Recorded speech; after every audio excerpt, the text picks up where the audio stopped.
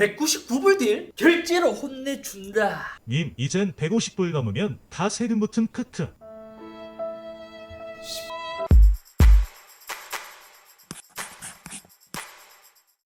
안녕하세요, 이섭입니다. 오래전부터 해외 직구에 대한 인기가 커지면서 해외 직구가 굉장히 유행하기 시작했었는데, 원래는 해외 직구한 물건을 중고로 팔 수 없다는 가장 큰 단점이 존재했습니다. 그게 원래 이제 뭐 그냥 이렇게 그러려니 하고 지나가다가 작년 초에 크게 한번 이슈가 되기도 했었죠. 이유라면 전자기기는 국내로 들어올 때 전파 인증이라는 것을 받아야 하는데, 그동안 개인 사용 목적으로 구매할 경우에 한해 1인당 한 대는 전파 인증을 안 받아도 되었기 때문입니다. 이것도 원래 안 됐었는데 그 유명한 문익촌 사건 때문에 이렇게 바뀌게 되었죠. 그래서 결국 그동안 이제 해외 직구를 한 제품들은 전파법에 걸리기 때문에 중고 거래를 할 수 없었고, 작년 초에 해외 직구 중고 거래에 대한 이슈가 나타났던 것도 이러한 직구품을 중고로 판매하는 사람들만 골라서 신고하는 사람이 많이 나타났기 때문입니다. 그래서 그때 신고 당하신 분들은 전파 사무소 가서 조서를 쓰고 뭐 이거 난리도 아니었어요. 그래서 그 이후로 이제 전자 제품들은 직구했을 때 중고로 팔 수 없기 때문에 점점 해외 직구를 꺼려지는 층이 나타나기 시작했고, 그리고 가면 갈수록 정발하는 기기가 많아지다 보니까 오히려 해외 직구로 해서 중고로 팔 수 없을 바에 그냥 이제 조금 더 비싸더라도 정발을 구입하자라는 인식으로 점점 더 많이 커져갔었죠. 근데 작년에 한번 소개해드린 영상에 나왔다시피 솔직히 기존 전파법이 이러한 트렌드를 따라가지 못하다 보니까 작년 11월 해외 직구한 전자기기도 중고로 팔 수 있도록 전파법이 개정되었고, 지금 이 영상을 찍고 있는 이후 중고 거래가 가능해짐에 따라 올 6월부터 다시 관세법이 개정되는 일이 생겼습니다. 근데 이것도 제가 처음에 봤을 때 저도 혼란스러웠지만 많은 커뮤니티에서 이러한 개념에 대해서 많이 어지러웠고, 저도 이것을 공부하면서 구독자분들과 함께 공유하는 겸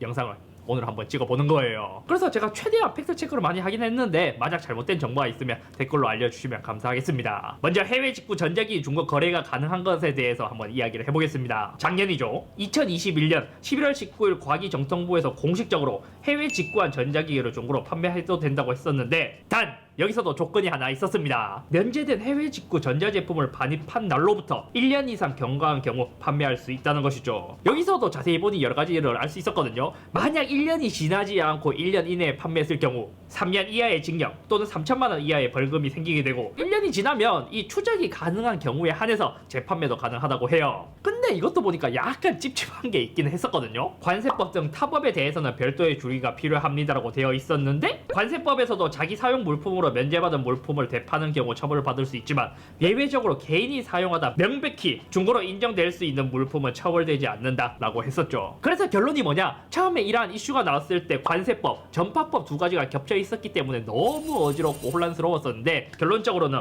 뭐 둘 다 1년이 지나고 명백히 중고 물품이라면 판매도 괜찮다라는 것입니다. 그리고 오늘 영상의 본론으로 들어가서 이렇게 중고 거래가 허용됨에 따라 2022년 6월 7일부터 두 가지가 변경되었는데, 첫 번째로 미국에서 200불 이하의 전자기기를 직구할 경우 관부가세가 면제였지만 이제 150불로 이제 하향 조정되었다는 것. 그리고 150불 이하라도 기존에는 목록 통관이었던 게 모두 일반 통관으로, 그게 전자기기면 무조건 일반 통관을 하도록 변경되었습니다. 그럼 여기서 또 머리가 아프죠? 도대체 목록 통관은 뭐고 일반 통관은 뭔데? 쉽게 이야기를 하자면 목록 통관의 경우 송장 서류만으로 통관이 가능한, 그러니까 뭐 이지패스라고 생각하면 쉽고, 일반 통관의 경우 목록 통관을 제외한 일반적인 통관을 명칭해요. 그러니까 더 쉽게 말해 목록 통관은 더 빠르게 직구를 해서 뭐 이제 면제도 받고 뭐 그런 간편한 시스템이다 라고 이해하면 쉽습니다. 하지만 이번에 변경된 것을 자세히 살펴본 결과 목록 통관은 몇몇 품목들 빼고는 이제 미국에서는 200불, 나머지 국가는 150불 이하의 제품이라면 가능했거든요.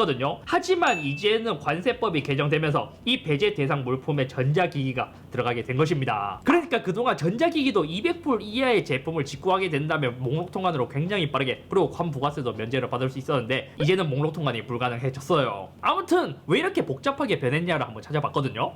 일단은 이제 중고 거래가 가능해지면서 반입 후 1년이 경과되었는지 국가에서 판단을 할 수 있어야겠죠. 그래서 구매한 사람이 언제 통관을 했는지 확인하기 위해 기존의 목록 통관 대상이었던 전자제품들을 배제함으로써 일반 통관으로 받고 통관 사실 확인을 좀 더 빡세게 하겠다는 말이에요. 근데 여기서도 이거까지만 들으면 이렇게 목록 통관을 일반 통관으로 받고 바꾸면서 이것을 관리하기 위해서구나 라고 생각할 수 있기도 했었는데, 근데 생각해봐요. 우리가 알리익스프레스나 큐테이나 이런 데서 직구할 때도 그때도 분명 목록 통관 대상이었는데도 개인 통관 고유 부호를 썼단 말이에요. 찾아보니 2020년 12월 1일부터 무조건 목록 통관이라도 개인 통관 고유 부호를 사용하게 되어 있었는데, 원래도 통관 사실 확인이 잘 되었었는데 왜 이렇게 변했는지는 조금 의문이긴 합니다. 그럼 이렇게 바뀌었다는 사실에 대해서 일반 소비자에게는 어떠한 차이점이 있을까? 솔직히 거의 차이가 없습니다. 어차피 배송 대행 업체에서 기존에 뭐 목록 통관을 하든 일반 통관을 하든 모두 이제 자동으로 해주는 거기 때문에 우리는 돈만 내면 되거든요. 그렇기 때문에 모두 배대지에서 할 일이지 우리는 아무것도 할 일이 없기 때문에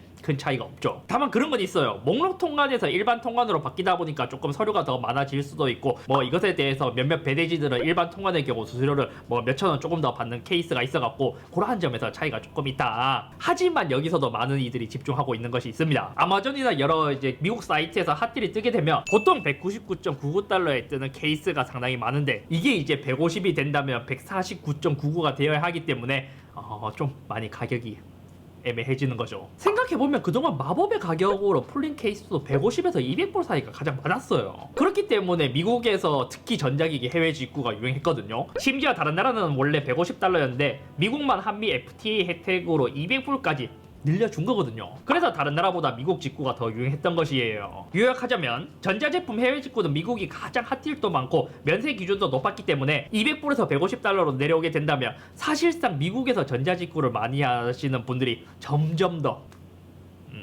많이 줄어들 것 같습니다. 그럼 상관이 없는 케이스는, 원래 전자기기라 하더라도 200불 이상의 경우에는 관세는 면제되고 부가세만 10% 더 내면 되는 품목들이 많았거든요. 근데 이게 150불로 낮아졌다 뿐이지 어차피 그 이상의 가격이 되는 제품을 이제 해외 직구 하시는 분들은 어차피 10%로 내기 때문에 그게 상관이 없습니다. 물품에 따라 관세가 0%가 아닌 제품들도 있긴 하지만요. 또한 150불 이하는 목록 통관에서 일반 통관으로 바뀌긴 했지만 어차피 우리가 자주 이제 해외 직구를 많이 하는 알리익스프레스나 큐텐 같은 해외 직구 사이트들은 크게 문제가 없어요. 어차피 그런 사이트에서 150불 이상의 전자제품은 직구하지 않기 때문이죠. 거기는 싼 맛에 사는 거거든요. 결론적으로 해외 직구품 중고 거래가 가능하게 개정되면서 생기는 이제 반대국부로 기존 면세 기준보다 하향된 결과가 오는 게 일장일단이 있는 것 같습니다. 다만 이제 저 같은 경우 요즘에는 해외 직구를 많이 하지는 않지만 가끔씩 엄청 비싼 전자기기들이 199.99달러에 떠서 이제 관부가세가 면제되는 기준의 제품을 구입해서 한국에서 써보고 그러한 이제 소소한 재미가 있었는데, 이제는 그러한 재미가 엄청나게 줄어들 것에 대한 좀 아쉬움? 그러니까 그런 거죠. 최근에 제가 이제 구입했던 AKG N5055 같은 그러한 제품은 이제 못 사는 거예요. 그래도 여전히 의문이긴 하죠. 왜 물가는 계속 오르고 있는데 이 면세 기준이 200불에서 오히려 더 높아지는 게 아니라 150불로 내려왔을까? 예전에도 해외 나갔다가 한국에 들어왔을 때 400불까지는 면세를 해줬는데 이것도 너무 작다고 해서 2014년 9월 5일부터 미화 이제 400불에서 600불로 올린 케이스도 있는데, 오히려 왜 이러한 해외 직구는 200불에서 150불로 낮췄는지 좀 아쉽습니다. 아무튼 오늘은 여기까지며, 이번 영상은 지난번에 소개해드린 이제 직구 물품을 이제 중고 거래하는 것에 대해서도 이제 개정된 사실을 한번 업데이트하고, 또 여기에 따라 새롭게 바뀐 이제 관세법에 대해서도 좀 많이 혼란스러우신 분들이 많은 것 같아서 한번 정리를 해봤습니다. 많은 분들께 도움이 됐으면 좋겠고, 다음에 또 이러한 이제 여러 가지 이슈가 있고 또 궁금한 사항들이 있다면 제가 또 한번 뭐 완벽하진 않지만 공부를 해서 구독자분들께 알려드리도록 할게요. 해외 직구 제가 엄청 좋아했거든요. 이런 것도 199.99달러에 뜨면 필요 없는데도 막 사고 싶고 그런 생각이 들어서, 또 그것도 뭐 자주 하는 게 아니니까 1년에 한두 번 정도 해도 그게 엄청난 재미가 있었는데, 이젠 그런 재미가 사라질 것 같네요. 진짜 좀 개인적으로 많이 아쉽기는 해요.